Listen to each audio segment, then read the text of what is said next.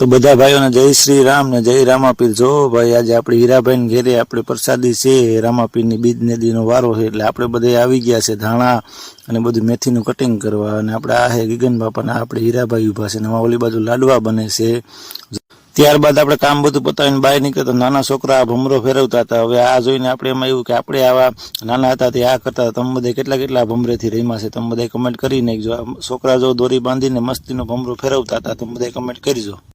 ત્યારબાદ અમે નીકળી ગયા છે રામાપીરને પ્રસાદ જવારવા। જે અમારા ગામમાં મંદિર છે જૂનું અને ધજા પણ ચડાવી દીધી નવી। જૂની જે ધજા હતી કાઢીને નવી ધજા ચડાવી દીધી અને આપણે હેજા બાપા ટાણે પ્રસાદ જવારે છે રામાપીરને।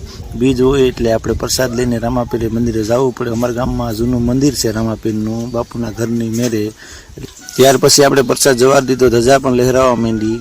અને જો આ રામાપીરનું મંદિર છે તમે બધા જય રામાપીર લખી નાખજો। અને ત્યારબાદ જે આપણે આ પ્રસાદ વિધો હતો તે બાપુના ઘરે દેવા ગયા આપણે। ત્યારબાદ આપણે પ્રસાદ જવારીને ઘેરે આવ્યા એટલે દિનેશભાઈ આપણે ભૂંગળા કાઢવા માંડ્યા અને આ બાજુ આપણે મહેશભાઈ ચા પીવા માંડ્યા અને આ બાજુ આપણે મોટાઓની મીટિંગ ચાલુ થઈ ગઈ એકબીજા વાતું કરવા માંડ્યા। અને જોવું આપણે આ લાખાભાઈ બેઠા છે અને આ બાજુ આપણે પણ ભરતભાઈ અને નયનભાઈ બે ચા પીવા માંડ્યા। આપણે બધી તૈયારી થઈ ગઈ હતી લાડવા ભજીયા ને બધું કમ્પ્લીટ થઈ ગયું ને આ બાજુ આપણે ભજીયાનું ખીરું પણ કમ્પ્લીટ હતું। હવે બેસાડીને બધાને પ્રસાદ દેવાનો છે જોવું આપણે બધું કમ્પ્લીટ છે ત્યારબાદ આપણે જમવાનો કાર્યક્રમ ચાલુ થઈ ગયો। બધાને પ્રસાદ દેવા બેહાડી દીધા એક સાથે। જોવું આપણે વાહ સુધી બધા બેઠા છે અને હવે આપણે જમવાનું ચાલુ થઈ ગયું। તમે બધાને લોગ હારો લાગ્યો તો જય રામાપીર લખી નાખજો બધા કમેન્ટમાં।